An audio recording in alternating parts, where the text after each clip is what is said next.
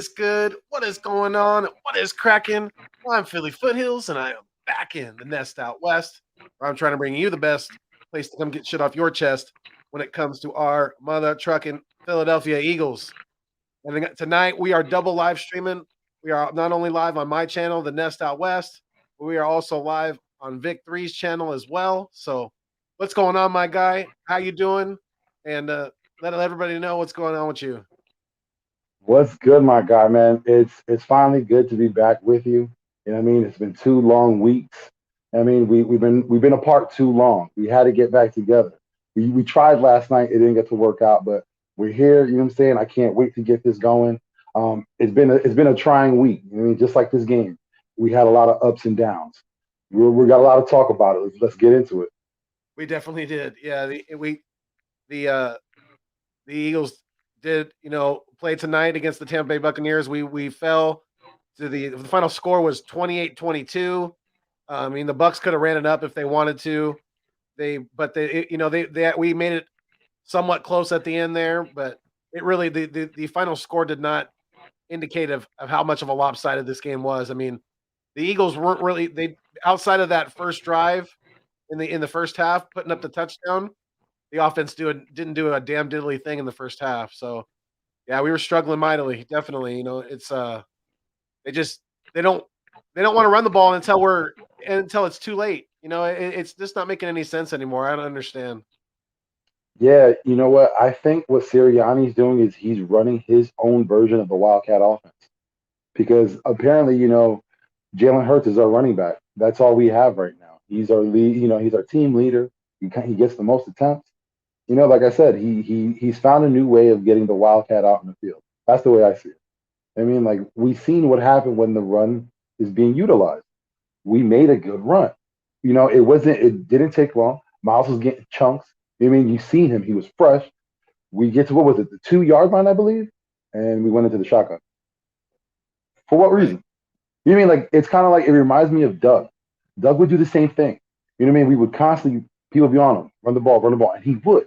And you would think he's on the same page. He's getting it. And then at the last minute, it goes back to old Doug. He goes to the pass. He goes to the shotgun, just like Yeah. Sirianni, back to the shotgun.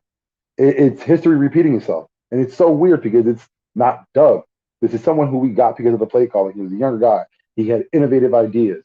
He was going to put players in the best positions. We kind of saw it today in a little bit, but again, that was too late. You know what I mean? It was too little, too late. The adjustments were made later in the third quarter, not even come out right off the half. Mid third quarter, that's when we started making adjustments. Gannon, for the most part, was caught off guard. It looks like because he didn't know what to do either. We were in the red zone, but yet we're playing zone. We're not in man. Why? There's so many things that this coaching staff doesn't think of. They don't fully think through it. I think what they think of what could happen in the end, but they don't think of how to get there. They don't follow the progression. You know what I mean? Like there's a disconnect somewhere. I don't understand it. Yeah. Yeah. I really don't either. And shout out to everybody that's in the live stream right now.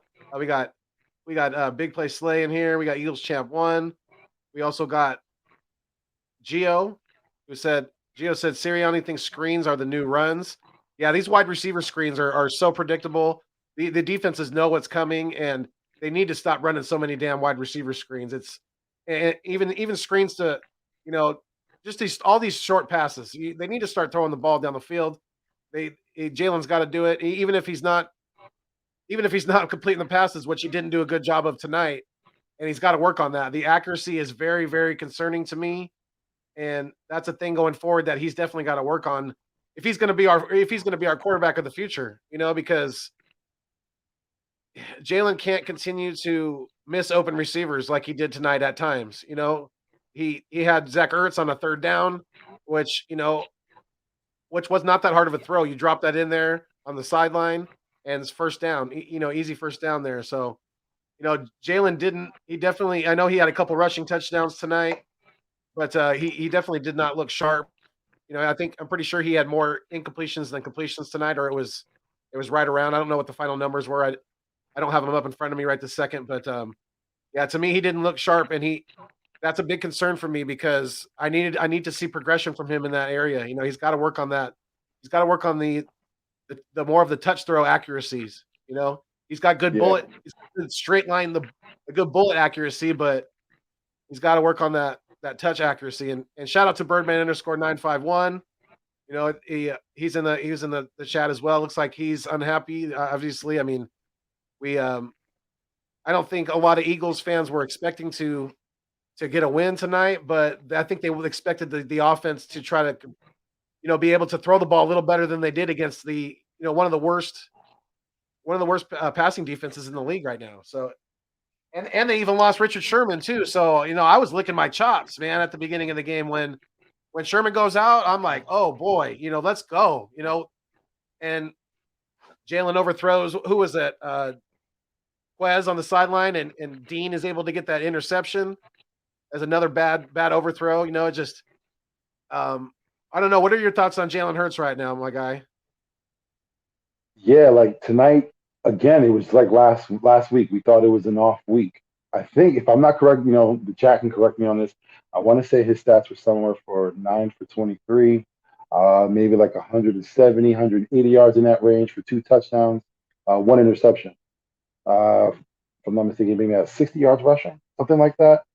But again, it's what he was doing on the field. There were two passes, two key moments. One pass to Jalen Rager, where Rager's open, has his man beat. If he just led the receiver, it'd be a touchdown. But the ball fell short. Rager, give him credit for this because he made a great play on that ball. He could have had it. He stopped, got between the receiver, got between the ball.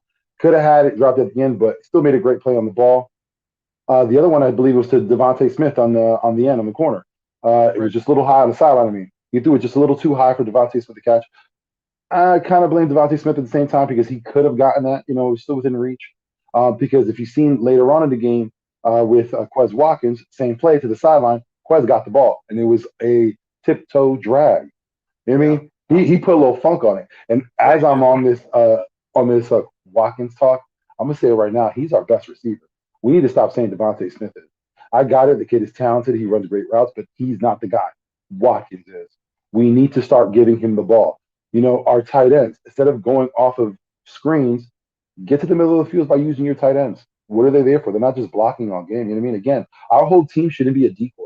It shouldn't be a decoy for Jalen Hurts to run the ball or to possibly throw it to Devontae Smith. You know what I mean? Like that's basically our offense. It's our offense is Jalen Hurts running the ball in an RPO, not ever handing it off to Miles and giving it to Devontae Smith. We hardly utilize our tight ends. You know what I mean? Especially when you look at it. We have two of the best tight ends in the league, and they get nothing. It's mind-boggling when you have this up-and-coming receiver in Watkins. You know what I mean? You can see when he gets the ball, the kid has talent. He shows out, but you don't give him the opportunity. We see with Miles Sanders, you give him the ball. Give him the opportunity, he's going to get you yards. I think if you've seen, what was it? I want to say his average per yard is probably like 6 or 7 yards. But when you see him running the season for tonight. Tonight, Miles Sanders. I have the stats. I have the stats up in front of me. Miles was 9 carries for 56 yards, so that's an average of 6.2 in average.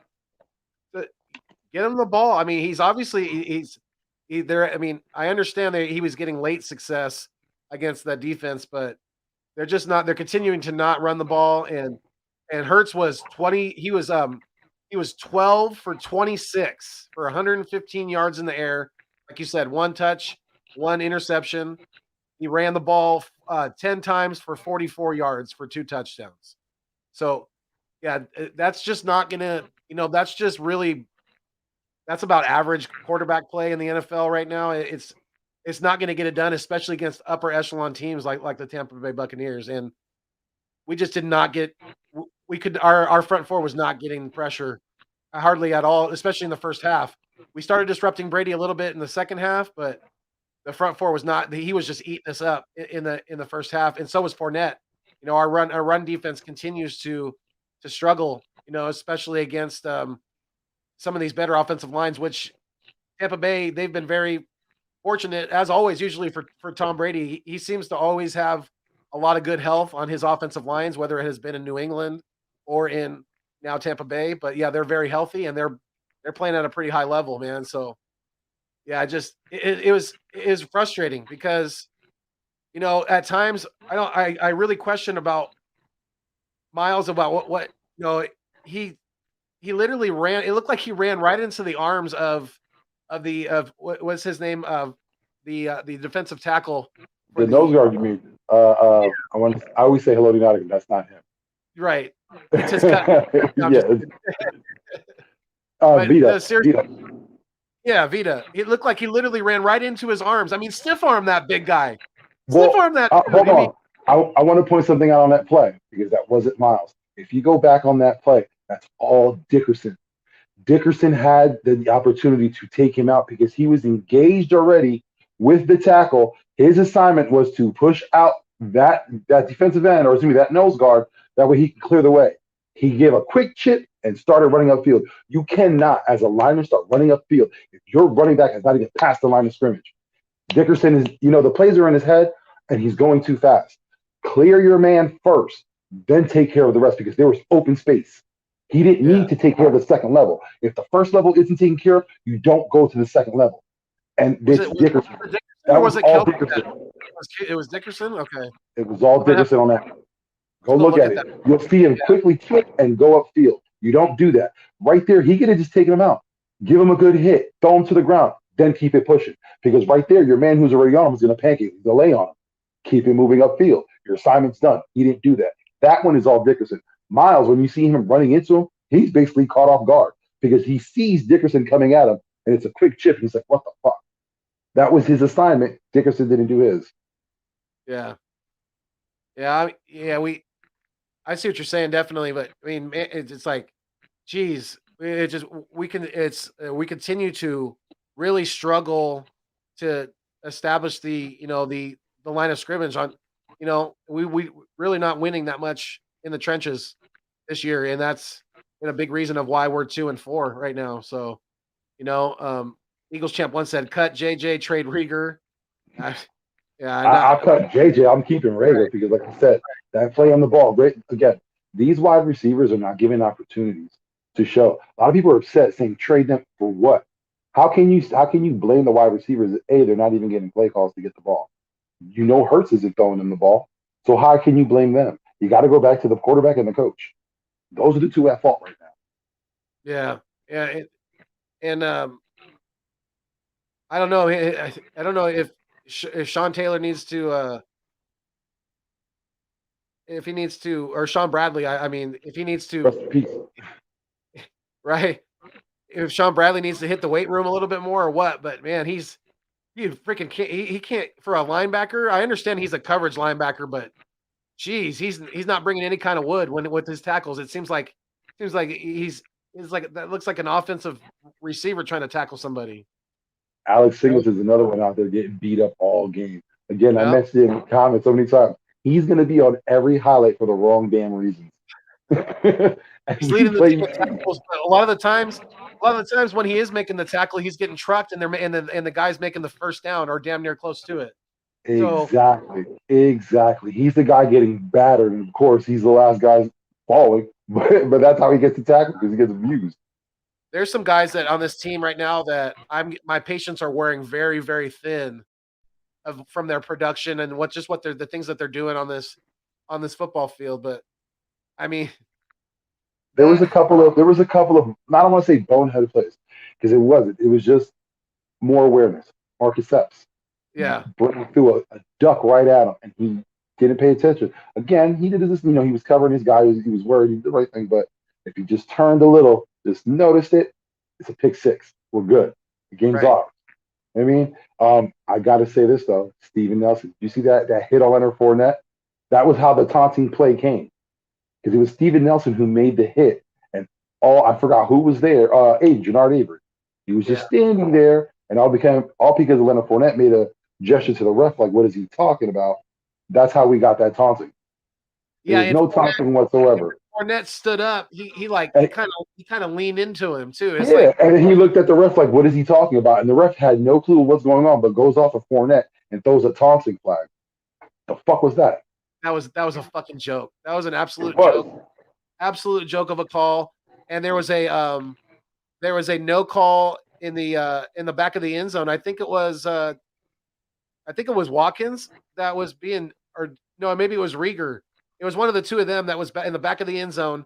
The defender freaking hits him before the ball gets there with his head not turned to the ball at all. He's not playing the ball. He Yep. hits him and knocks him out of bounds, and he can't make the catch. How is Yep. that not? How is that not pass interference right there? That was completely blown call right there, and it's so damn frustrating. Just we can't seem to get out of the. I don't know if it's the football gods or what with these penalties, man. We're just and not getting penalties for us. It's just it kills me. It absolutely kills me. I I was fucking screaming at the TV on that play. That should have been a flag in the back of the end zone. It should have been first and goal for us right there. That's a terrible fucking not call. The taunting call, like you said, on the sideline on the last drive for the Buccaneers. I mean, are you serious? That's a penalty? Like Troy Aikman said, like that's a fucking joke. Dude, seriously. An absolute Exactly. joke. Yeah. Yeah. And there's another call that I don't understand that wasn't because I seen it happen about 4 or 5 times, and that's only because when the camera got him right. Leonard Fournette constantly leading with the crown of his head, constantly leading with the crown of his head. He took out Singleton in one. You know what I mean? Like if you watch again on, I swear, when you see the all 22, you're gonna watch Fournette constantly when he comes running the ball, crown of his head. That's always the first thing that comes out. That should be a flag every time. The NFL should be looking into it and finding the guy. Again, I understand that you're playing the ball, you're trying to protect yourself, but at the same time, you don't lead with the crown of your head. That's a flag that they constantly don't throw. Right. They should have thrown that on that. They should have thrown that in the San Francisco game as well. When the running back got freaking knocked out for it was for lowering his head. That's exactly they don't want to throw the flags when they should, and they're throwing them when they shouldn't sometimes, and it's frustrating as hell. It really is. Yeah, It's it's getting hard to watch already, and it's only what we're only through week 5 or week 6 right now. We just started week 6, so technically our team is through week 6. So yeah, I mean we get a mini buy right now to try to get things right and try to go into Vegas and get a W. Against a team that doesn't have their head coach, lost their yeah, head coach. but the interim coach that they do have is a well respected man. You know what I mean? Like he's a guy that former players would always say that they love. That they would rally around. He's a guy that rallied around the team. Through tough times. So I'm pretty sure this team's going to come out motivated. The shackles are broken off. They're not going to be playing under John Gruden's rule with his offense. You know what I mean? So I think the Raiders is going to come out firing on all cylinders. You're going to see Josh Jacobs, do his thing. Derek Carr, he's basically going to be the offensive coordinator. You know what I mean? He's going to want to get the ball downfield. If you're on fantasy, Hunter Renfro, that's going to be the guy you need to pick up. I'm telling you right now, that team, that team, it's when a team has to rally around, a tough time, especially when it has something that affects it. Because let's be honest, John Gruden is out here talking about LGBT people and having talking about how the NFL forced them to draft them when he has the first openly gay player on his team. There's no sensitivity behind that because even when he sent that, even it was 7 years ago, when he got that job and he knew what's going on, he should have had a proper conversation like, hey, I said some things in the past that I wasn't proud of, but I like, to talk with you and, learn. I want to know what's going on. Instead of not saying anything and then years later it comes to light that you're talking about this. And still to this day, because I think the emails were for 7 years. You know what I mean? You're talking all that for 7 years, and at no time you ever thought about bringing it up and just say, "Hey, might want to know that I've said things in the past." But that's the thing with coaches. They go on deaf ears a lot. Kind of like our coach, constantly saying to run the ball, he doesn't do a damn thing. Yeah, yeah. What's And good, Dante? How we doing? what's going on, What's good, my Coach? boy Vic? What's good, my Uncle Foothills? What's up, man? How What's y'all going on, doing? nephew? Yeah, Appreciate you man. being here. Thank you for joining the live stream. And Yes, sir. yeah, I mean, what are your thoughts on the on again the lack of performance for the from the offensive side of the football tonight? Really, and just the continued frustrations of this football team. Well, what do you think? Well, it's getting to the point where I can't be frustrated no more about. I am frustrated, but it's getting to the point where I just laugh every time I see mental errors and mental mistakes. Andre Dillon got taken to fucking school tonight by Shaq Barrett. I mean, on that edge, he was getting killed on the edge. Jalen Hurts just running for his life. Vita Vea just blowing up, running past whoever that was that Vic said he just gave damn Miles Sanders a bear hug right Right. there, just ran and did. And Miles Sanders, when I guarantee you, he wasn't looking for that. He didn't expect him to hug him like that. And I got something I need to say, and I know Eagle Champ in this chat, and I know no, I'm calling it out right now, and we need to get off Rager. These guys don't have opportunities. Thank you. If Thank Jalen you. Hurts is running for his life all the time, and he doesn't have time in the pocket, then And he's always open. you always when you drop back, you're looking for Devontae Smith all the goddamn time. How can you get opportunities if the quarterback is always getting chased out of the pocket, and Nick Sirianni, the play calling was an absolute joke tonight. Wow. You run the ball on first down with Miles Sanders, the little carries that he got. You run the ball on first down. The next very motherfucking play, he puts the ball back in Jalen Hurts' hand. The defensive line, Shaq Barrett, just runs right by Dillard again, chases him on the sideline. You know what he do the very next play?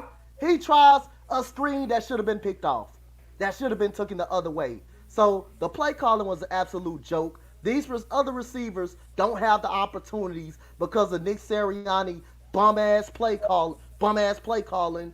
All the time we get some momentum. He wants to be throw heavy, and Jalen Hurts has been chased out of the pocket. And another thing, Alex Singleton, he was getting treated like a fucking rag doll tonight. He was getting treated. Did y'all see the way Leonard Fournette was running right through him, and how OJ Howard would just skip over him? Anyone, He's getting, and I mean anyone can run on this run game. he was getting Anyone. treated like There's a not a fucking single rag person doll. that can run. Vic He can was run getting treated better. like he was getting treated like one of them Anyone. goddamn corners out there. Like he was like one of them goddamn corners. That's how Singleton was getting treated out there. I mean, Leonard Fournette was just abusing this guy. I mean, again, time of possession. 5 weeks in a row we got dominated. Time of possession. Not running the football. What did Tampa Bay do? Run that motherfucker down our throat. And so that's what it all comes down to it. Play calling, them running the football, them executing. Yes, it was a couple of penalties that should have kind of went our way. But even that, you don't get credit for being a fucking bad football team. You don't get the calls if you're being a goddamn bad football team and not execute. That's just what it is. If you're not executing and you're 2-4 like we fucking are, you're not gonna get the referees on your goddamn side, and that's just what it is. And we need to all understand that. So we need to get off Jalen Rager. Let these guys grow. Think about, look at the game. Does this guy has opportunities? Rager forced 2 pass interference penalties tonight. That was basically all 2 drives down the goddamn field. That was basically the 2 drives down the field that he forced, which we got nothing before those 2 pass interference. So we all need to calm down, stay patient with Rager, and look at the opportunities. This offensive line got pushed back. They got dominated tonight. And this defense, poor tackling. Again, poor tackling. Singleton Poor been throwing the coaching. ball like he's a goddamn safety. But coach, And terrible coaching. but Dante, Terrible coaching. you can't say the offensive line got dominated, bro. It's They got Yes, pushed they back. did. They it's got like pushed this. back, bro. Look, see, They got pushed back That's all y'all night. just They being got casual destroyed. Eagles fans. Later in the That's y'all game, they just got being beat. casual Hold Eagles on. fans and not paying Down. attention to what's really going on. Got beat on every play. Hold on. I'm gonna have to agree with Rock on that one because I pointed out earlier when you look at it, I'm gonna tell you right now, our biggest issue on our offensive line is Landon Dickerson. Tell you right now, And we'll check the all Dillon got too. beat. Dillon Dillon got beat, but he wasn't as bad as Dickerson. He's You know, a center. I You hate want me them. to tell you why? You want He's me a to tell you center. why He's it's not a always guard. Landon? Wait, hang on. You want me to tell you why it's always Landon? It's because that leg is still bothering him, meaning No. he's gonna be always scared. No. There were plays that didn't have to do anything. Like I told you before, Coach Dante and Foothills bring it up. I get Hold that. on. The play we're all talking about where Miles Sanders ran into Vita. That play was for Dickerson to take Yes. Vita out because he was double teamed. Dickerson didn't double team him. Paul's on that one. But all he did was chip and run onto the second level when Miles wasn't even past the line of scrimmage yet. Again, take care of your assignment first, then move on. Dickerson didn't do that, and it was multiple plays. Multiple plays. Initially, that was Dickerson block. Kelsey just helped him out. Kelsey was supposed to chip and go to the second level. Dickerson let Vita Veda get in on that play. Yes. It's like Dude. I can't even blame Andre Dillard. It's like, bro, he's dropping back in pass coverage against one of the best pass rushers in the league, down in and down out. They're not letting this dude go forward. Who wants to just pass block all game? That's bad coaching, bad play calling. Yes. Y'all can't come down on the offensive line because they doing their job for the most part. They're doing their job job for the most part. All five of them. I mean, Jalen Hurts went 12 for 26, barely got over 100 yards. He spent the whole night running for his life. So you can put some of that onus on that offensive line if the guy's constantly running out of the pocket each and every night. He's constantly running out of the pocket because that's what he resorts to. Or no, not also that. Also, he has a problem holding onto the ball damn long. Exactly. Because he doesn't know. His thing is he needs to figure out how to read what's going on. He doesn't know how to make his reads. He doesn't know how to go from one down two. He one read and go. Yep. A lot of those plays, Jalen Hurts runs into pressure. Yep. He runs into pressure, bro. It's like the O-line holding up for the most part. I mean, we got all backups in there for real, and I feel like they're doing a hell of a job. They're doing a hell of a job for what they asking them to do. Now you see when they actually start going forward and moving people. Now we moving the ball. We putting drives together. Yeah, that's not the offensive line problem. It's not an offensive line problem. I'm putting it's a quarterback problem. It's a play calling problem. It's a coaching problem. Yeah, when the defense keeps running forward on you all game. Hold on, one at a time. Yeah, when the defense keeps running forward on you all game, they ain't feeling that pressure, being pushed back. So, you got to run the fucking ball. That's why you got to run the ball. But you got to run the ball because they call it's a physicality. You know what I'm saying? You're wearing down the defense, especially that defensive line. You need to wear them down. And yes, we understand. I think they were the first or best, against the run. But at the same time, you've seen when Miles is getting the ball, it's working. It's working. You want to know why? It's because their back end can't do nothing. They're relying on their front fucking seven. That's what they're relying on. They rely on their front line. If once you pass that, we got fast linebackers, but they're not going to make every play. They're only making the play because the line's carrying up the our offensive line. There's no one else there. Miles isn't going to stay and block that long. You got Devin White running free all the time. Why? Because one guy off. You don't have your tight ends in to block. What are we doing here? Again, it's like Sirianni has one specific plan, one specific goal, and anything veers off that, he doesn't know what to do. He doesn't know how to get back on track. We've seen him run the ball. We've seen how it works. And he's like, we're going to revert back to the run. And why it are works. you in shotgun? No, but why are you in shotgun on the 1 yard line? Exactly. I hear activate Minshew in the chat. Like, what was it, Champ that was saying better than Dak, better than Hurt? Better than Dak. Lamar, it ain't gonna matter what quarterback. Are you kidding me? I'm not. That's the quarterback that you said was better than all three of them quarterbacks. Man, most get of out it. of here. Two. It could be this too. The receivers are not getting open as well. And that's why Jalen Hurts might be holding on to the ball too long as well. The receivers getting open though. That's what I'm saying, Rob. They They're getting open. They're getting The open play- every single time. The play that Devontae Smith couldn't catch that Jalen Hurts semi-overthrew, but it was mostly on Devontae. If you notice, Watkins beat his man. Watkins had the middle of the field open. And he always beat his man. If Hurts would have just seen it, which is the wildest part, is he's literally in front of Hurts. But Hurts is focused on Smith, his first read. You see your first read is covered. There is no pass you're going to make unless you fall short. If you make a short pass, then what could happen? The cornerback jumps the fucking receiver and gets an interception. So automatically, you should already know that's not the guy to go to. You go to your second read, who should have been Watkins.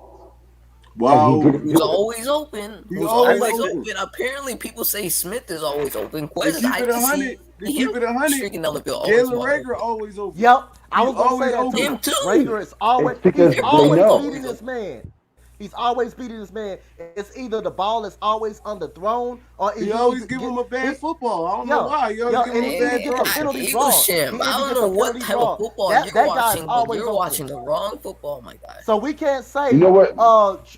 cut Rager because he's always open. The problem is he's either getting a penalty and keeping us going up the field, or Jalen Hurts either giving up a bad throw or it's either underthrown. So you can't say Rager's just not missing getting him. You just He's missing getting him all the open. time. Yes. Now you know what Hurts getting reminds me of. Hurts reminds me of Lamar Jackson in his first season.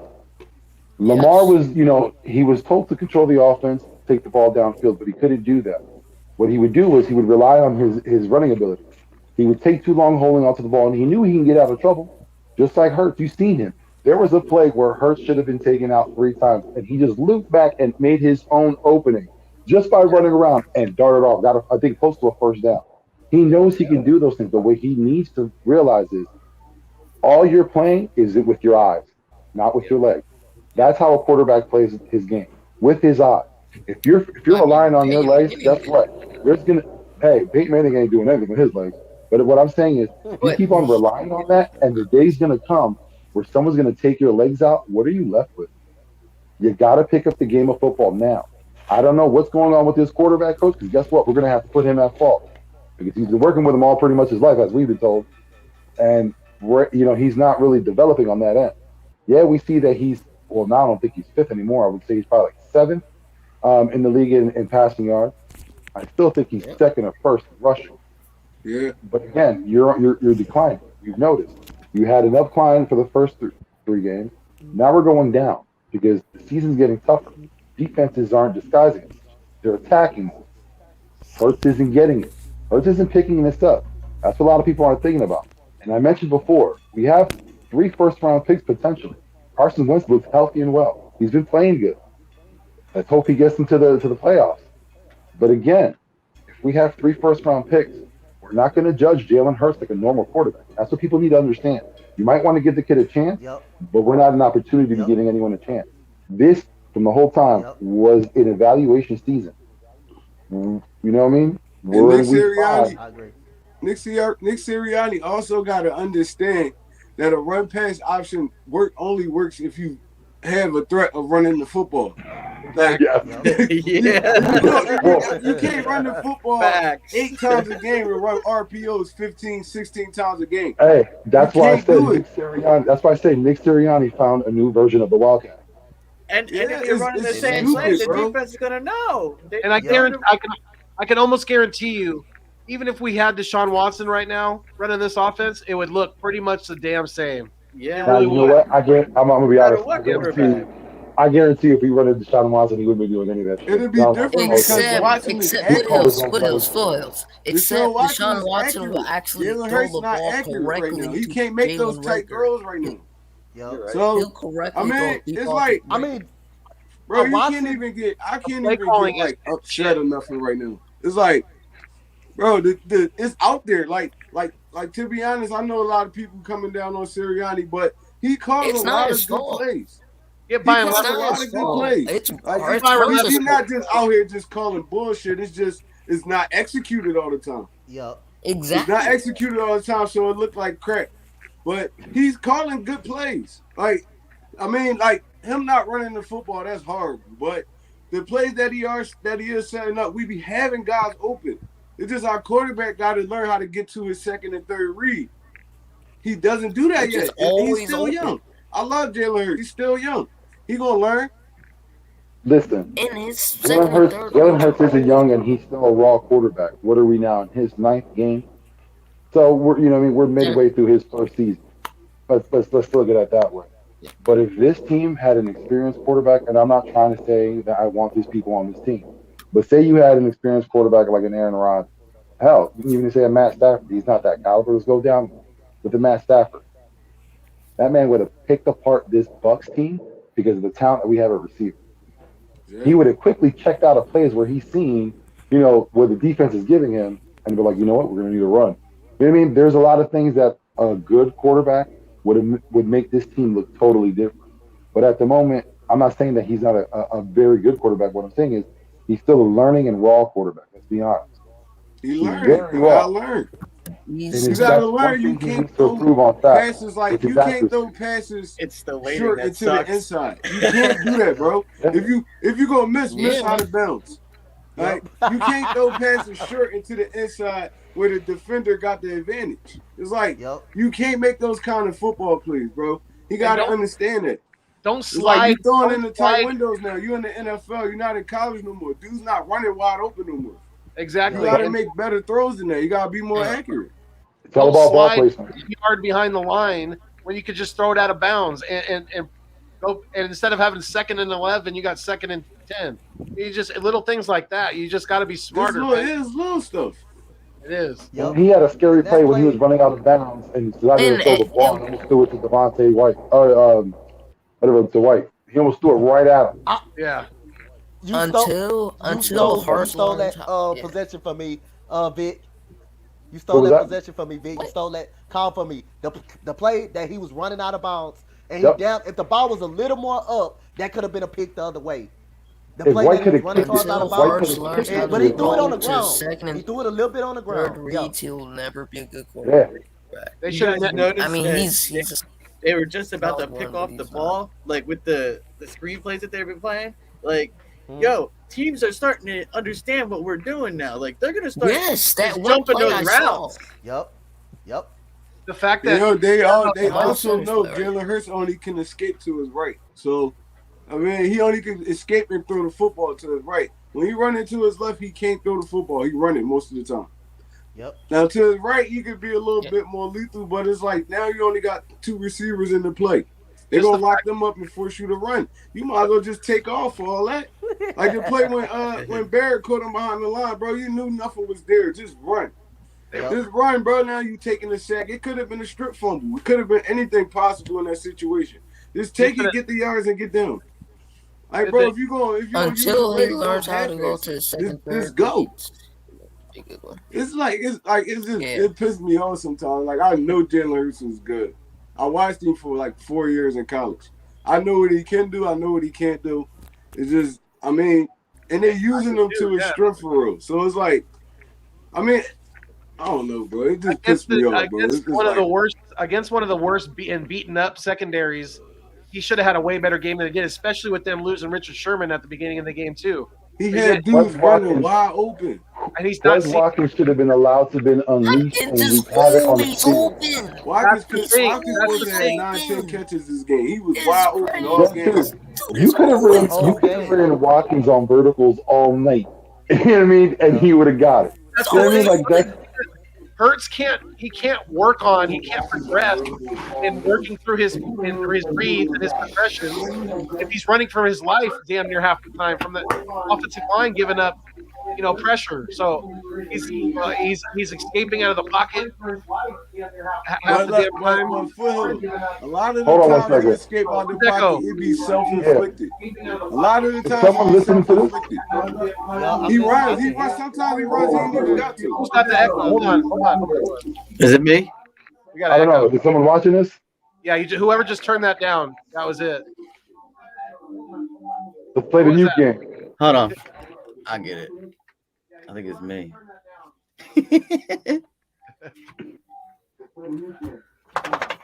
I hear it in the background. All right. I get it. There we go. All right, go ahead, Rock. Yeah, I was saying a lot of the times when he escape in the pocket, it be self-inflicted. It's like a lot of the times he read his first read, and then he might even feel a little bit of pressure and he get out of there. He gotta learn to sit in there sometimes. Yeah. He don't sit in there. He revert back to what he knows. Run it. That's what I said.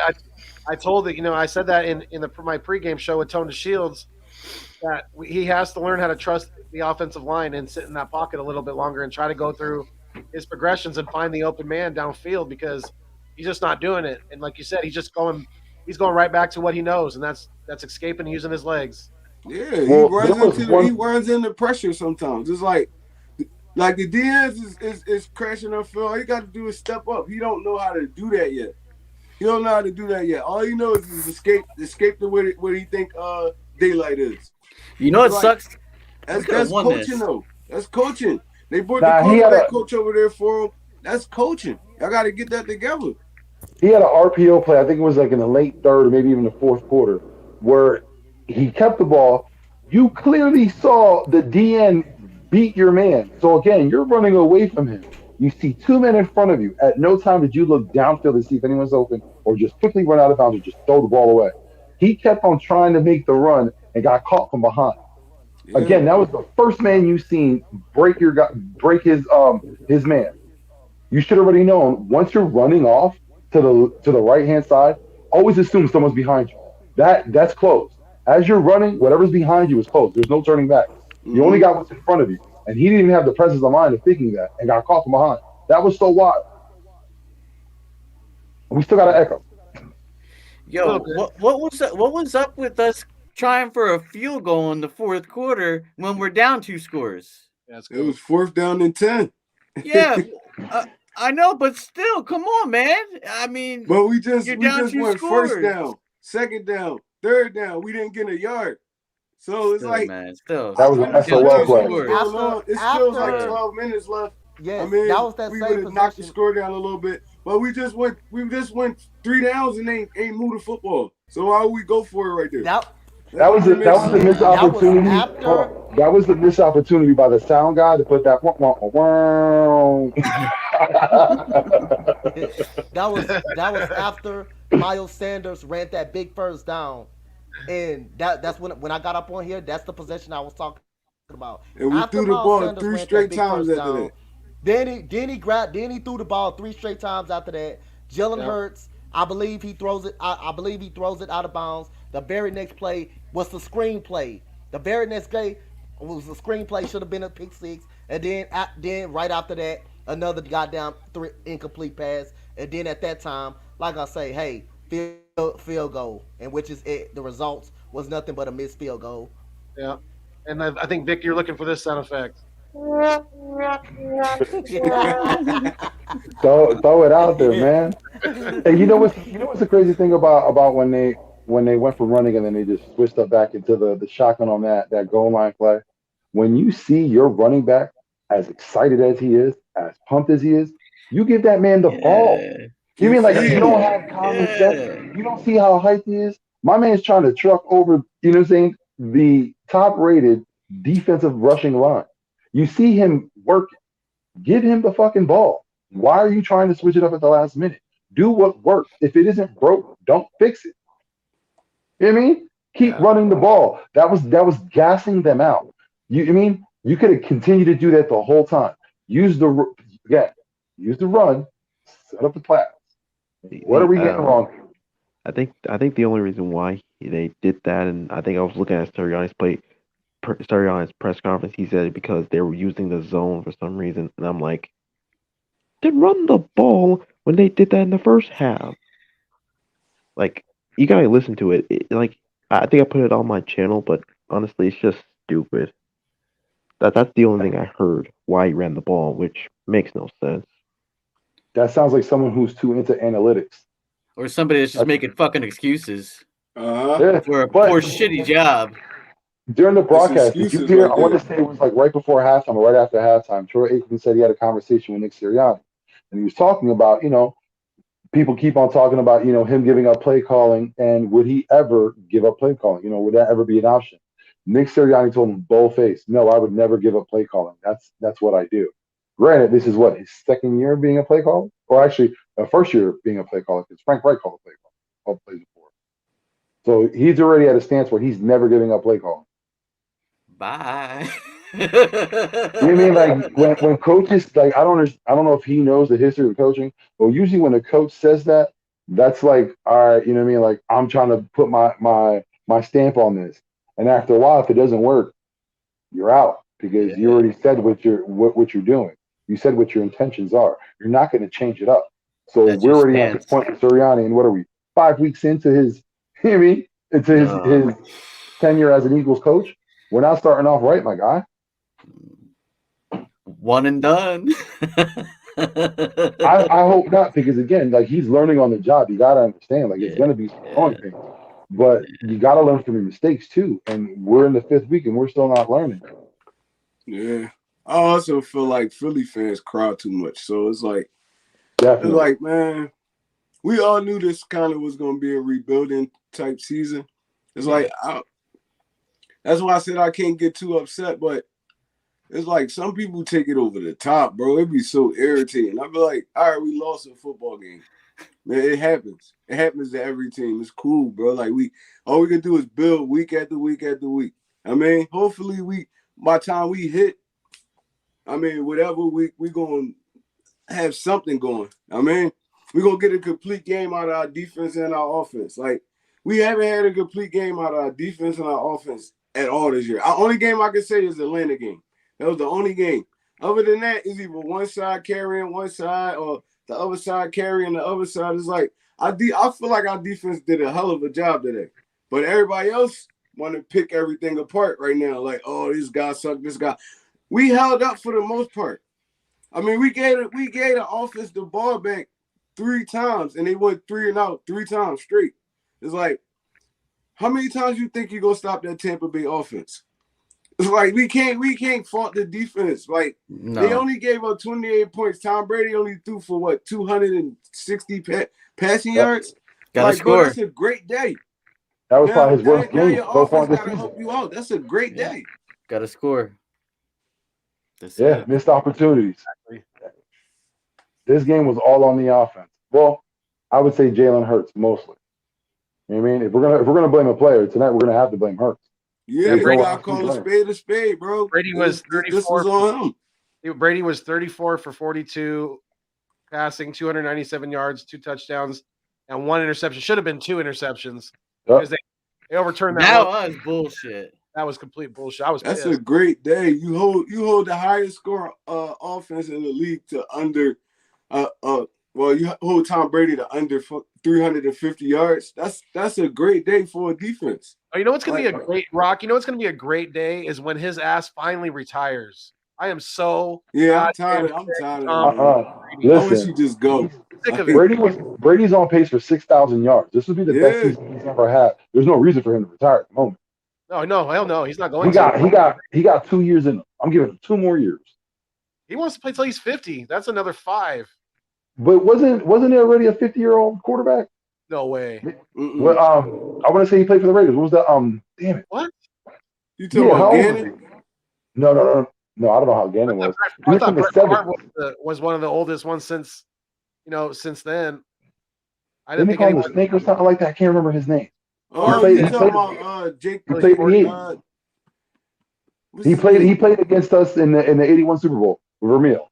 They called him the Snake. He went to Alabama for whatever reason. I can't remember his name. He passed away maybe 2-3 years ago. Rest in peace, my guy. The Snake. And there was another Raiders player. Like they had I want to say the oldest quarterbacks, but one was almost 50. They had Rich Gannon. Rich Gannon was like 48 when he stopped. I'm sure. I remember when Vinny Testaverde played till he was 44. So did Steve DeBerg. DeBerg was out there for a minute. Yeah. So I mean, there's got been some. I mean, Favre played into his 40s too, but I know Jake Plummer. Jake Plummer played for a while too. He was old when he left. I think he left early though, because remember Plummer was still under contract with I want to say Denver. He left early. The game's a lot different now too, though. You know what I mean? They get a lot. They get a lot more supplements. They got a lot more supplements now, so you can stay in the game longer. When the referees want to throw the flags for you, which they didn't do on that this pass interference call in the back of the end zone on Quez Watkins. I mean, what is that? You know they tackled him. Now you know what I found the wildest thing. If you ever watch Brady, how he talks to the refs, if any other player talks to them, they're getting flagged. They're getting kicked. Brady will literally curse a fucking ref down. Yeah, he literally curses refs down. They're just like, all right, Tom. And he followed him the whole time, cursing him out. They want to get his autograph after the game. Yeah, that's why they're trying to get that jersey signed. It's wild. He's one of the NFL's trophies. That person who fouled at the end, it pissed me off so bad, bro. I was hot over that joke. I'm like, he stood up and just started talking. He basically was talking to the sideline. Fournette got in his face. And he Fournette leaned into him. Yeah, bro. Are you serious? They're just making up fan now. It was stupid. I will say this though, it was stupid of Avery just to even stand it because it wasn't even his play. Nelson's the one that laid him out. Yeah, Nelson made the play. Yep. If anything, Nelson should have been standing over him. But you know what I mean? What did Nelson do? Get up and walk away. The same thing Avery should have done. Nelson was tackling his ass off today. Him and Maddox. Yo, he laid the wood down on freaking on Fournette. That's why I was like, yo, For a guy as big as Fournette and for a guy as small as Nelson to hit him like that, man, I feel sorry. Maddox was coming up making tackles too. I was like, let's go, Maddox. Yeah, that's what I'm saying. Our defense was flying around, but the thing is, you can't really blame the defense if they're constantly on the damn field. Again, the first half time of possession was 7 minutes to 23 minutes. Horrible. Do you know how wild that is? For a team to be on the field for 23 minutes in the first half. Right. Man, because sustained no offense the whole game. First half, except for the first drive. Yeah, like that's just wild. It's wild. I'm like, bro, it was pissing me off so bad. I'm like, watch this. But I'm like, watch this. They gonna try to kill the defense. Watch. That say the defense play horrible. But in all reality, they did their job for the most part. It's like, how many times you supposed to stop this offense? Like, how many times? And they was giving them a lot of bullcrap calls too. So it's like, at the same time, Danny does get some blame on Slate. I'm like, what's going on with our run? Mike Evans throwing him around. But what's going on with our run defense? I mean, our run defense is looking like absolute trash. Linebackers. I'm gonna have to treat that. Yeah, the linebackers, yes, but you also got to talk about the line. No, the defensive line, they got to get off their blocks. You got to shed some blocks, man. You guys can't just let people run right through the gaps. You know, it's also how they're set up though. The 3-4. Look at Fletcher Cox. Fletcher Cox gets flushed. Fletcher Cox constantly gets flushed out. He's a big issue. Again, he's our guy. He gets in the pass, but again, he constantly gets flushed away on those running plays. Yeah, he's been declining the past 3 years, man. He does. And plus our ends give us nothing either. So it's like our DNs, they just get pushed out to play every time. Yeah. I mean, you asking a linebacker to defeat offensive guard block and make a tackle on a 200 and something pound running back. It's like, bro, that's physically impossible. We're lucky we didn't get called for Barnett. Them down. Our O-line, our D-line not slowing them down, nothing. They running full speed at these dudes. Yeah. Alex Singleton only weigh like 230 something. Poor Alex Singleton. Like y'all asking these dudes to take on a 300 and something pound lineman and a 200 and something pound running back. Listen, I know we lost the game, but I'm gonna still have to give a game ball to Alex Singleton for taking a punish all damn game. He was making the tackles though. He was making the tackles because he was the one who was getting hit. That was like they were purposely going for him. A missile. You know what shocked me though? Eric Wilson didn't really play today. Nope, because he was a liability. He didn't even play today. Davion Taylor and T.J. Edwards and Bradley, all them dudes was on the field way more than Eric Wilson. And Davion Taylor, a JV player trying to tackle varsity players out there. I mean, what? He was missing tackles like hell. Yeah. It's soft like peanut butter. Singleton need to get longer arms. Though. He's not a middle linebacker. It's like Single needs to do some curls. He needs to be on the edge, flying around on the edge. They got him playing middle linebacker.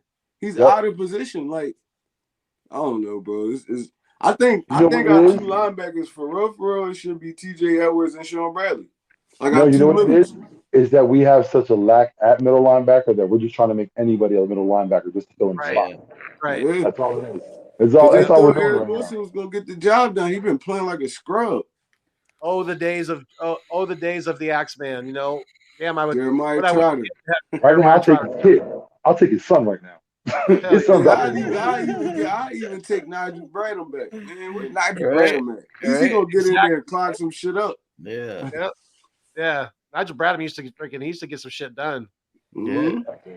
He could hit. The thing about our linebackers, they don't attack the line of scrimmage aggressive enough.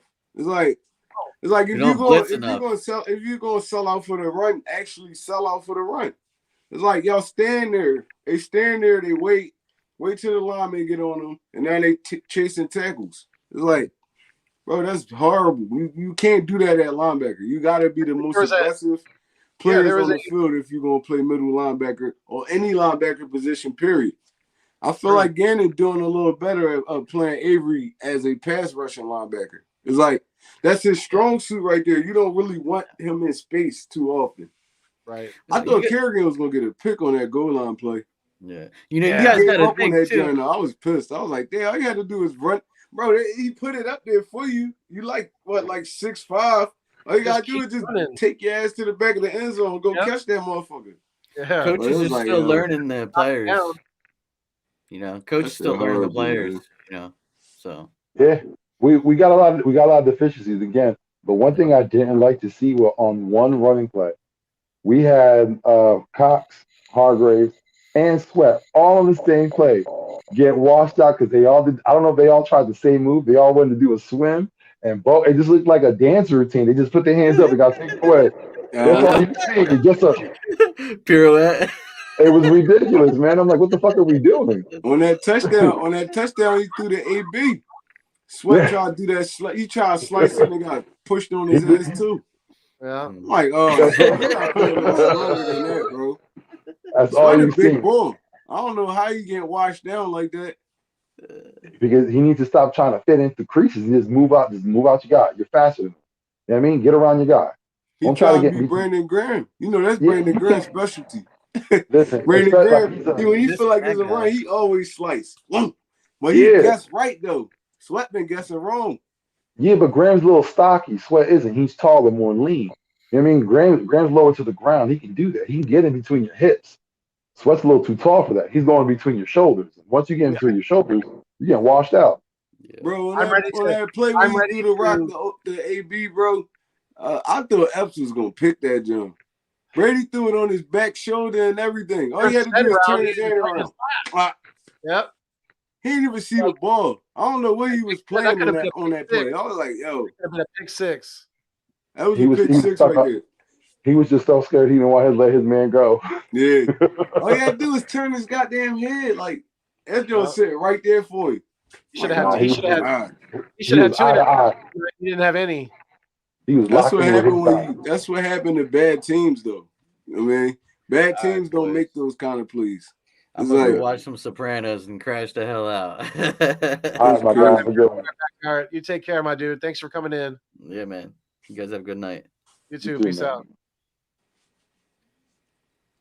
Yeah, man. Like it's crazy. You know, our coaching staff isn't picking up what they need to do.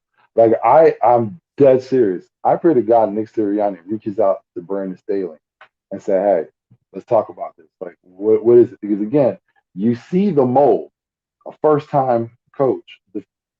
He was a former quarterback who was a defensive fucking coordinator. Now he's running his team. And because he has both sides of the ball, he has knowledge of that, he understands what you need to do to get it done on the opposite side of the ball.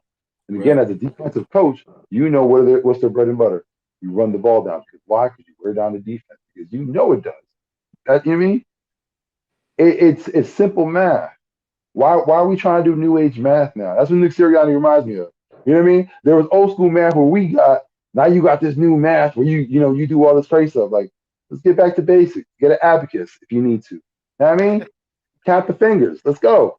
Get back to the basics. Right? Back to the basics. Bro, if we on those last two drives, if we started off with that game plan, we win that game, bro. Like, not forcing Jalen Hurts to drop back on 3 straight plays, series after series after series. It's like, that's not a good recipe. It's not a good, we've been seeing it for weeks now. It's not a good recipe.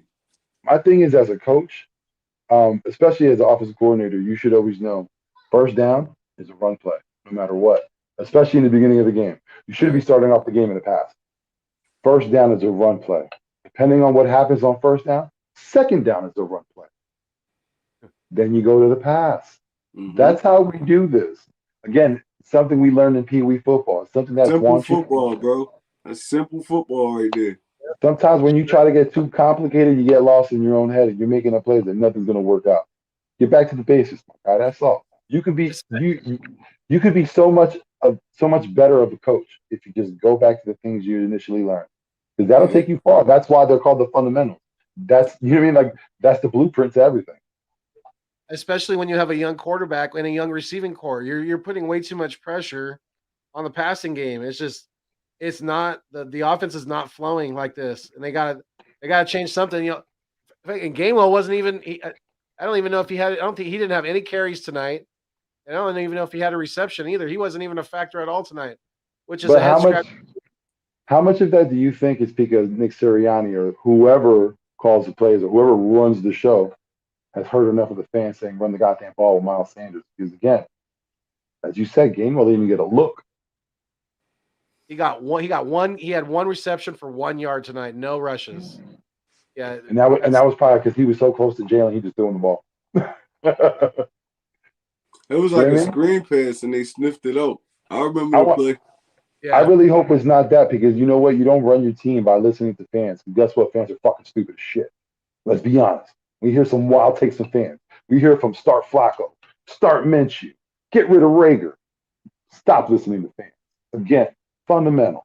The fundamentals of football. Start there and build off of that. I mean, especially like you're saying, you're giving too much to Jalen. The smartest quarterback that has ever come through this league is Peyton Manning. And his first year, he was dog shit. Why? Because he had to learn how to play the game. He had to go back to the basics. He had to learn how the basics translate to the NFL and build off of that. And that's not what they're doing with Jalen Hurts. Again, I'm not trying to say anything bad about Jalen Hurts. He's not Peyton Manning. You know what I mean? He doesn't have that mind. He can't grasp football like him. A lot of people can't. So you got to understand, it's going to take a while for a quarterback to do what he needs to do, but you don't need to make it worse by complicating the situation. Facts. Yeah. Like, why drop this dude back so many times when you got a stud at running back? You got two studs at running back. It's like, come everything on, bro. Like, you got to get the ball in your playmaker's hands at all times. Everything Sirianni does with Jalen Hurts is something I would expect you to do in your second year with that quarterback. Again, your first year, you're building up with him. Second year, this is what you do with him. Because he knows the offense. He knows what he expects to do. You know what I mean? He's been through the playbook back and forth. Yeah, Jalen Hurts might know the plays, but he doesn't know necessarily how to read everything. And what message are the coaching staff sending? Is the coaching staff sending this offensive line when they don't want any consistent commitment to the run game? They have no faith in their run blocking. It's kind of sad at this point, because you're making a struggling passing offense basically one-dimensional for the most part, and it's like I keep seeing that vision of the kid with the helmet on smashing his head into the wall over and over again. You know, that's what it feels like right now. It feels like we're not doing anything to try to switch things up, to try to bring some creativity to this offense right now. And if it's going to take Steichen taking over the play calling, maybe that's what we need. Maybe that's what needs to happen. But Sirianni already said. But it's simple though. You take the aggression out of your offensive line when you constantly making them drop back and pass protect. Right. Like Landon Dickerson probably can be a monster in the run game, but you'll never know because we're not running the football. But the thing is, it's not even that you're taking the aggression away. You're tiring out your offensive line by doing that. When you're running the play, your offense is being the aggressor. The offensive line is the aggressor. They're not in defense. They're the aggressor. They're the ones becoming confrontational, physical with the defensive line. They're wearing down the defense. When you're off the pass, the defense constantly attacks. They're catching their win. They're constantly attacking. They're off the field, catching the run. They're coming back to attack. They're going to constantly be fresh. There's no need for a rotation. You've seen it. The Bucs don't really rotate their defensive line like that. We constantly rotate. Why? Because we're constantly on the damn field. You got to understand, man, open it up. Get the run in. Build off of it. My guy is not, again, I'm going to say it 1,000 times, not that hard. It's little arithmetic. Get it done. Simple math, bro. Yep. Not that hard. I'm guessing I need to get some hoodies. Just simple math. We ain't win a home game yet, though. That's the crazy part. We 0-3 at home? Yeah, now we are. Yep. Listen, it's getting wild. Like I said, we're going up against a team in the Raiders that they're playing for something. This is a team that's rallying around each other. We're not that team right now. We're trying to figure out who we are at the moment. They know who they are. They're unified. They're coming in to try to show the NFL that we're not a fucked up team. You know what I mean? Like, our coach is gone, but we're gone for the better. Right. They're going to come in ready to play. And then also, it's like, we had kind of advantage right now because we basically got our first bye week. This is basically a bye week because we don't play Sunday. We don't play all the way till next Sunday. So It's like mini bye, yep. And they got some time to tweak some things or do whatever they're gonna do. I mean, they got some time to prove that they okay coaches. Like, now you could tweak some stuff. And you basically got a whole bye with guy.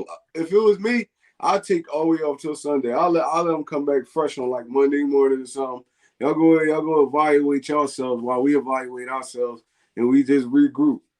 It's like, well, if I was Nick Sirianni, I would take Landon Dickerson and walk his ass over to Jeff Stoutland's office and say, "You're not coming out of this office until game day because you need a lot. You need a refresher, my guy." Before the season started, we all thought it was going to be simple. You plug and play Dickerson wherever you need. He plays every position. Remember, he's a tackle. He's a guard. He's a center. No, I even said it. He's solely a center. When you're a center, I mean, you're a very smart individual to play center. There's a lot that goes on, but again, you're so focused on that. How are you trying to figure out what other responsibilities are around you? You can't. It's only you could fill in that position for a little bit. You'll look good, but you can't play that position. And Dickerson can't play guard. I mean, not right now. He is raw as hell. He's making too many mistakes. A lot. Again, when you look at the tape and you go back and you watch Landon Dickerson, there are a lot of mistakes coming from his end. Mm-hmm. I see him. I was arguing with Bird Game all season about that shit. Like, he kept saying, "Oh, you can plug him here." I'm like, no.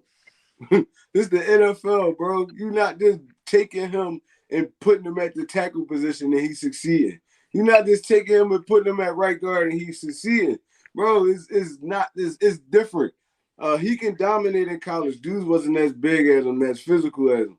But now you got 340-pound people running 4.5s, and they strong as an ox. So it's different competition now. You're going to dominate at Alabama. You got all dogs around you. Yep. Now you getting singled out because my lot are playing good. I feel like Dillard is playing okay for the most part. Who else in there? Herbig. Ain't Herbig in there? We ain't called Herbig name the whole time. Dickerson is the one that's getting beat like an African drum every time. So it's like, bro, he got to figure it out. He a rookie, though. He got to take his lumps just like everybody else. Yeah.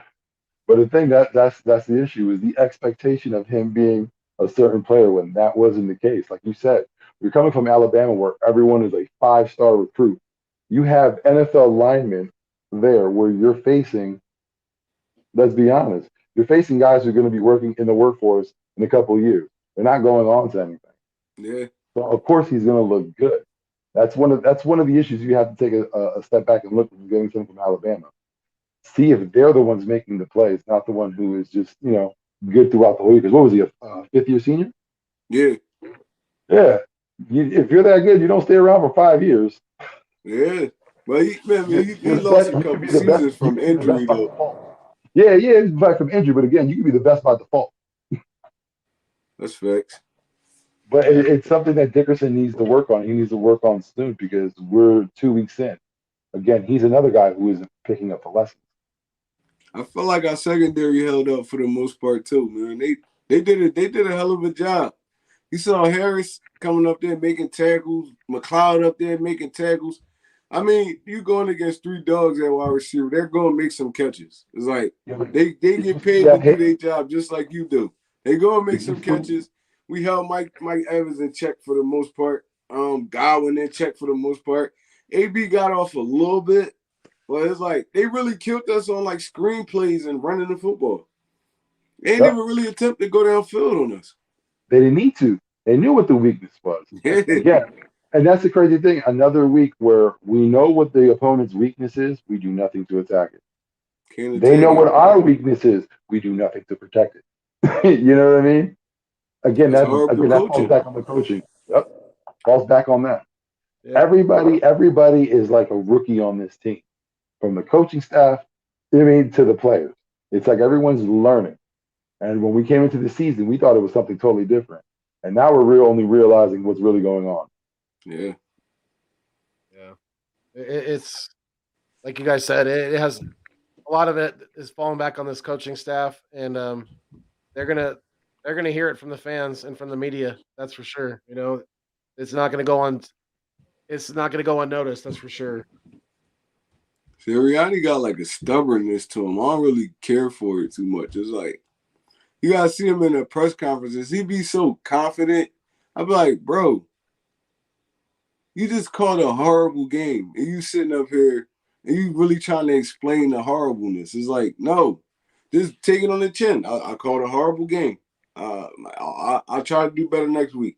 Something like that. But if you sitting up there, you just trying to you trying to defend yourself. It's like you can't defend yourself, bro. We see the shit on TV.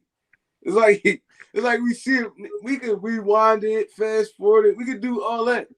It's like, bro, you calling horrible plays. Like, it's like Jalen Hurts, incomplete first down, second down. Bro, you don't line up and do the same shit. They played the same defense on us all game, basically. The same defense on us. They pressed up on the receivers. That's all they did.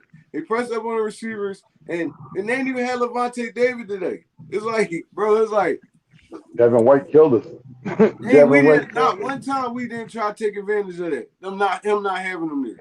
We didn't exploit no weakness. Their whole secondary was a weakness.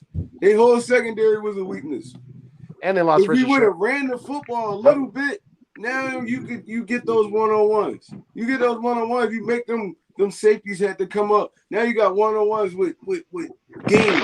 Dean is a pass interference waiting to happen. He was holding Rager all goddamn game, bro. They was not calling it. Jamel Dean, he was holding Rager all game, bro. I was like, yo. Every time he threw Rager the ball, Dean even had his head over his face, so he was pulling his head down. I'm like, come on, yo. Now, if that was AB or one of them, I would have called that shit with the quickness. I'm like, yo, Rager be getting open, bro. He be getting open. It's just he either get a bad ball or he get a pass interference. It's like they all got to get on the same page. Like all our receivers, our quarterback and our receivers got to get on the same page. You can't. And it even Ertz. He had Ertz open all game. He missed him on so many different occasions, bro. I'm like, come on, Hurts. You got to play it. Like I said, I love Jalen Hurts, but he got to play better than that. You got to give us a little bit more. All that rookie stuff is out the window now. You 6 games into the season. So the little mistakes you was making in week 1 and week 2, you shouldn't be making them no more. And he's still constantly making them. Like on that comeback route to Devontae Smith. Why would you throw that football inside? If Devontae Smith ain't smack it down, that's another interception. I'm like, bro, he gotta start learning from his mistakes. Like I know they talk about his work ethic and all that shit, but it don't look like he's working that much to me. It's one thing to have work ethic, but you gotta show on the field. You gotta show it on the field. You can rep it all day in practice, but if you can't put it out there on game day, it means nothing. Yeah. Right. AK, my guy, how we doing? Yo, what's good, guys? Just wanted to stop in real quick, say what's up. At work right now, but tough loss, man. And just wanted to say, well, I'll talk to you guys about it tomorrow. But yeah, shitty loss, man. Real shitty. Yep. AK. Yeah. Thank you we appreciate you popping in while you're at work. How's the day going? How's the first day? Easy peasy, man. Sweet. That's love, bro. Always good to hear. You already know we're gonna chop it up tomorrow. Hell yeah. So I'm about to get up out of here too, man. I appreciate y'all. Have a good one, man. Yep. Later. All right, AK. All right, Foothills. All right, Vic. Thanks for letting me in here, bro. I appreciate y'all. Yeah, man. Have a good one, my guy. Yes, sir. Yeah, thanks for coming through, my dude. Appreciate you. Yeah, and it's been a pretty shitty sports day for me because the damn Dodgers scored in the top of the 9th and eliminated the San Francisco Giants out of the playoffs. So the Dodgers are moving. Man. Sorry, my guy. Yeah. It's a tough sports day for me. So well, listen, just be lucky that you're not a Sixers fan because we still got Ben Simmons on the team. I kind of am. They're my second NBA team, so I kind of am. Definitely have a little. I got a place in my heart for the 76ers. That's for sure. But yeah, I know what you mean because the 70s. Yeah, Ben Simmons, man. I got this little short that I'm gonna do about him. I think I'm gonna do like a little funny video thing about that I got planned. I got something planned for him. It's gonna be a little chuckle. Definitely. I think you'll like it. Oh man, I'm all for it. I love all the jokes. Yeah, Absolutely, Mike. man. So I we at appreciate what? you tonight. Yeah, we're at a like hour and 15 minutes right now. Yeah, we still got like 7 people in the live stream right now. So any of you guys right now, whether you're on Vick3's channel or you're on my channel, The Nest Out West, make sure that you go hit the thumbs up on the other channel if you haven't done so already. Make sure you do so. We very much appreciate it. Like I always say, you guys are the food and the water to the channel. Without you, it does not continue to survive. All of our content, both of ours, we cannot continue to put this stuff out here without your guys' feedback, without your comments, without your views, all that good stuff. So we're very much appreciative of all you guys out there. Definitely. Thank you so much for all the love and support for both channels. Definitely. This has been fun tonight. Vic, you got any closing comments? You want to let them know where they can find you at, my guy? Social Yeah, media? man. Listen, man. Like I've been bummed out all week, and I'm so happy I got to do this, man. You know what I mean? I got out of my headspace for a little bit, so thank you for reaching out. Because, like I said, it's been a while. It's been 2 weeks. It's been too long. I Yeah. mean, but Agreed. everybody, I appreciate y'all for being in here still at 1 a.m. on the East Coast, 10 o'clock, I believe, where you're at. Yes, sir. Honestly, man, I appreciate y'all for being here, for liking us, for even subscribing, or even just watching right now. I mean, like, thank you. Like, it means a lot. You'll catch us on our show with AK, who just left, on Eats Meets West every Saturday night, 9 o'clock. You'll catch me in the chats, Twitter, wherever, anyone else's show. I'm all around. It's Vick3. You know who it be. Everybody have a good night, man. And you know what I mean? I was going through some stuff, so I'm going to say this right now and close the thing, man. Hug your loved ones, man, because you never know when they're gone. You know what I mean? Like it's very tough when someone leaves you and you weren't expecting it.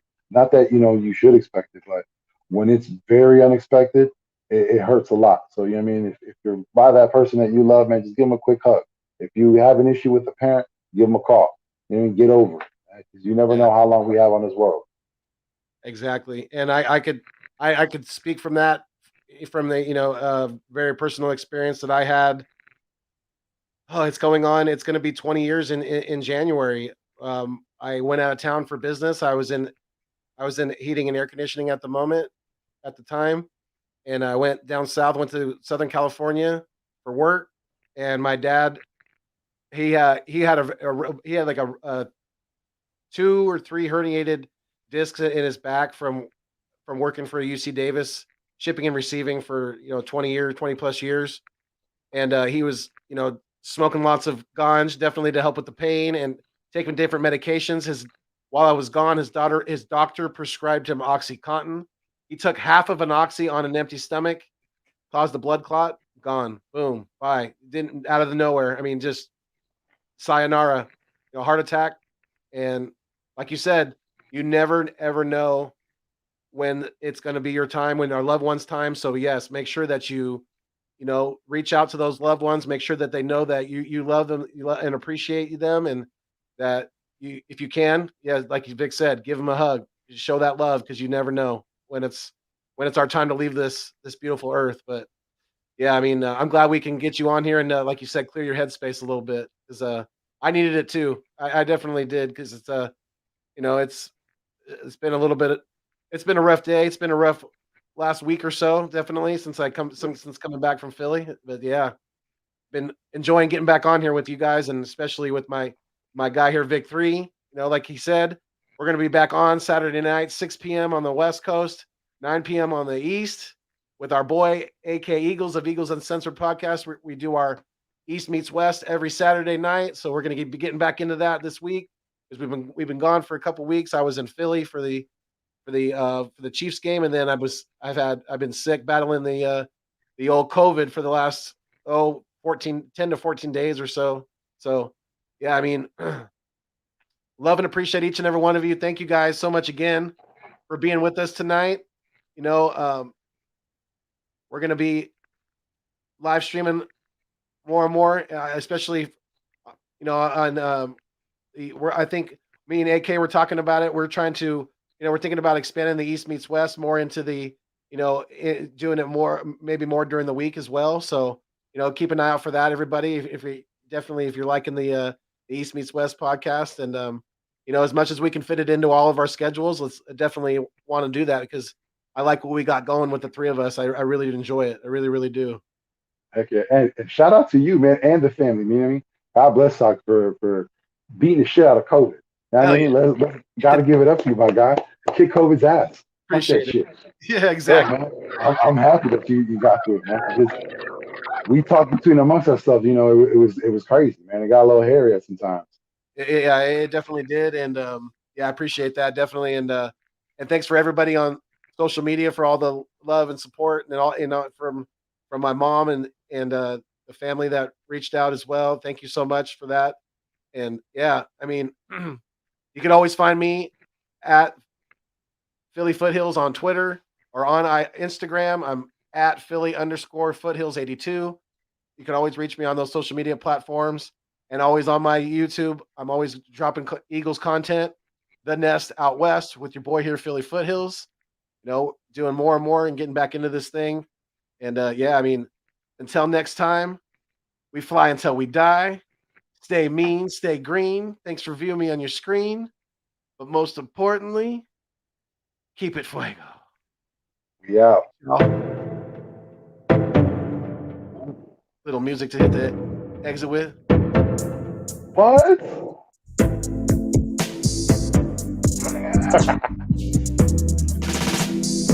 Yeah. Peace, y'all.